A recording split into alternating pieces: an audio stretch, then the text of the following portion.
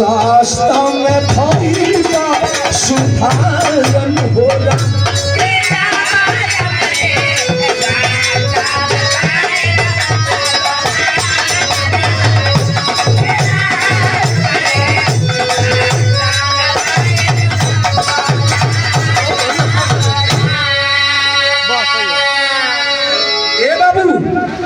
बुढ़िया माई 8 दिन हॉस्पिटल में रहल। डॉक्टर साहब इलाज कैल। अब बुढ़िया माई की तबीयत में सुधार हो गई। बुढ़िया माई ठीक हो गई हो, घर में लिया के बैठा दे। और जब घरवा में बुढ़िया माई आ गई तो दीपक डॉक्टर को 2 गो लड़की एगो लड़का रहा। जब बाहर आवल तो दीपक डॉक्टर के माई अखिया का कान रहे, लड़कावा डेरा जा। एक दो दुल्हन कली के डॉक्टर साहब तोहर माई जो कहल जला कि कानी का मुंह देखल सुन होला तो जल्दी पहुंचा दे घरे राजा थवन। तो डॉक्टर साहब कहले कि मैं ठीक हो गई ना, तो चला तो ट्रेन पकड़ा दी घरे चल जा। आ जब गैला रेलवे स्टेशन पर टिकट कटा के हाथ में थमौलो आ कहले कि माई हाई टिकट है आ घरे चल जा। आ डॉक्टर साहब एगो और ही बात, आखिरी बात कहो का पपट में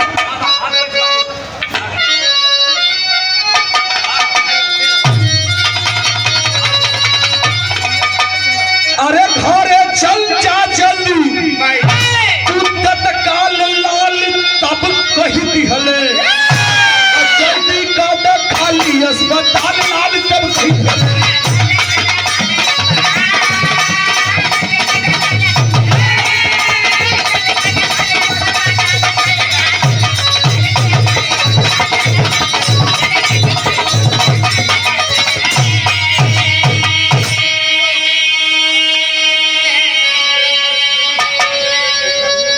साहब एगो काम केला, आखिरी बात ध्यान में रखला।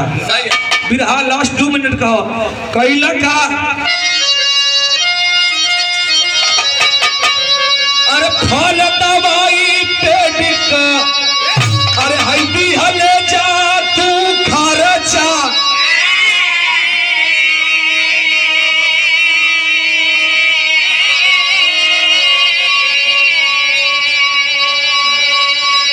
अरे दिहल थमाई दीपक माई के हाथ में परचा।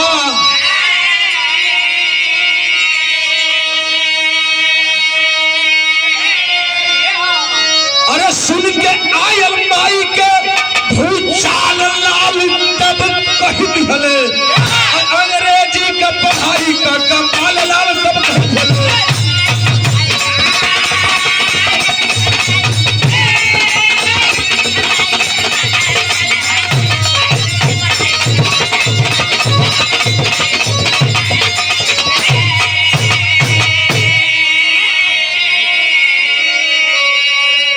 जब टिकटवा कटौला तो कहल के माई है टिकट है आ थैलिया से वो पर्ची निकलना कहल के माई भाई पर्ची है 6 दिन हॉस्पिटल में रहल बाड़ू, बेड का खर्चा, फल का खर्चा, दूध का खर्चा, दाई का खर्चा भाई पर्चिया में लिखल आई पैसा दे के तो तू घर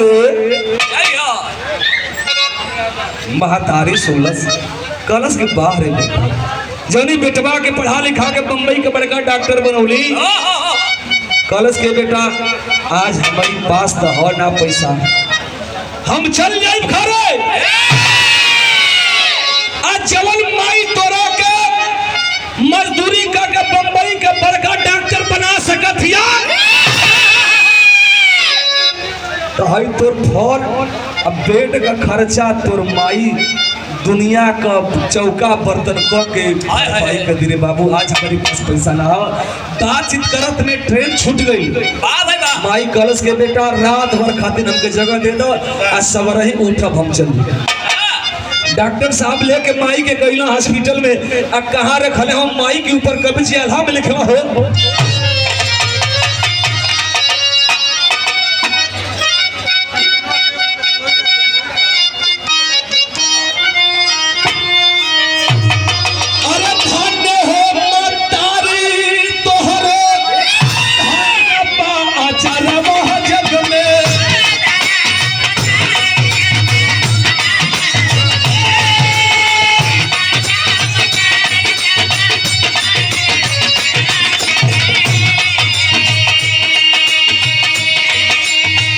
लाख दुखवा पर मुँह से निकले आशीर्वाद।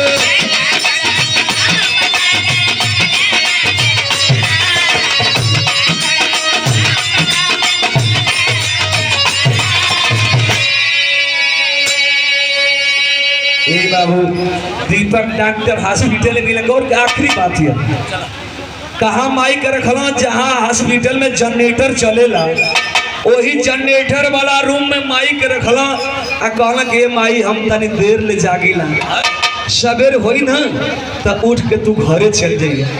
माई भीतर से दरवाजा बंद कर दलस। जब घड़ी 12 बजौलस तो लइकवा के बतिया सोचे लगल कि बाहरे बेटा खूब माई का कर्जा निभौला हो माई तो के पढ़ौलस आज माई से तू रुपया मांगत हुआ बर्दाश्त ना कैलस। वो माई का कैलस कि वही घरवा में एगो पंखा लगल है साड़ी खोल के पंखा में लपेट के गर्दन में लपेट के अपन जान दे देलस।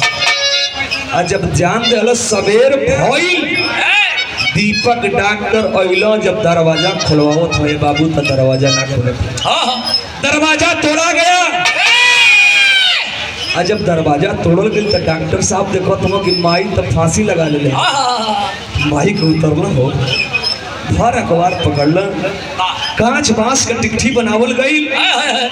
जब माई के लेके गईला घाट पर माई के फूक ताप देला तो जब राखी होला अस्थियां लेकर के गंगा जी में बहवावे गईलन। जब बहवा के चलना तब माई के हथवा में एगो पर्ची लिखल है वाह भाई वाह रुमाल निकलन। आज जब पर्ची निकाल के जब पढ़े लगल तो पर्चिया में माई लिखले का रहे आखिरी भाव हो कहाँ लिखल रहे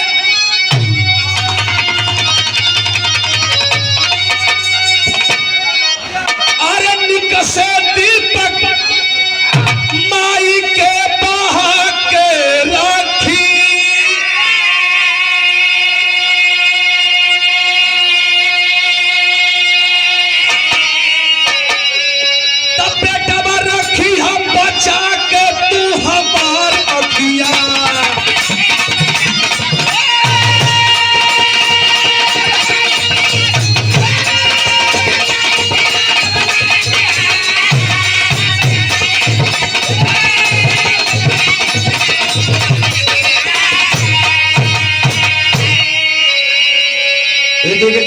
अरे जिंदगी भर कानी कानी कही के मरला ताना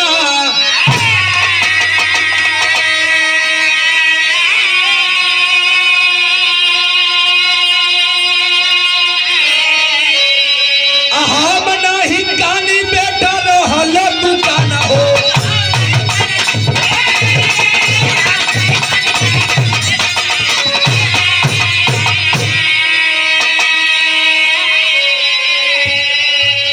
माई का कीमत माई का ममता माई लिखलस के बेटा जो माई से जिंदगी भर कानी कानी तू कोई के ताना मरले माई से खिनैले हमें दुनिया में ना रहब हमार बात याद कर लिए ये दुनिया से जाते लेकिन ये बेटा हम कानी ना रहने दे तुमसे खिनैले ना हम कानी ना रहली तू झच गईली।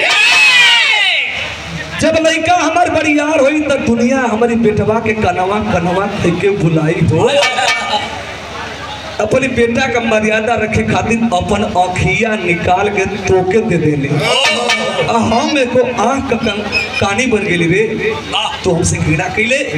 अरे बाप रे बाप जब दीपक डॉक्टर जब ये बात को सोचे पैरों से जमीन खिसक गई है बाबू क्या बात है ए बड़े पश्चाताप करत आखिरी बात अरे देवता ए अभागा के यही स्वर्ग से माफी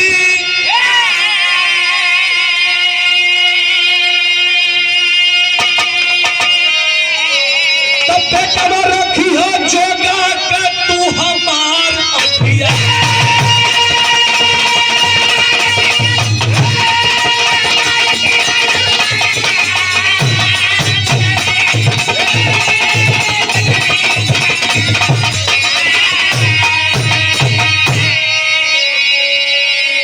पश्चाताप कैला डॉक्टर साहब माफी मंगलम माई से गुरु बिहारी गुरु गणेश गुरु राम।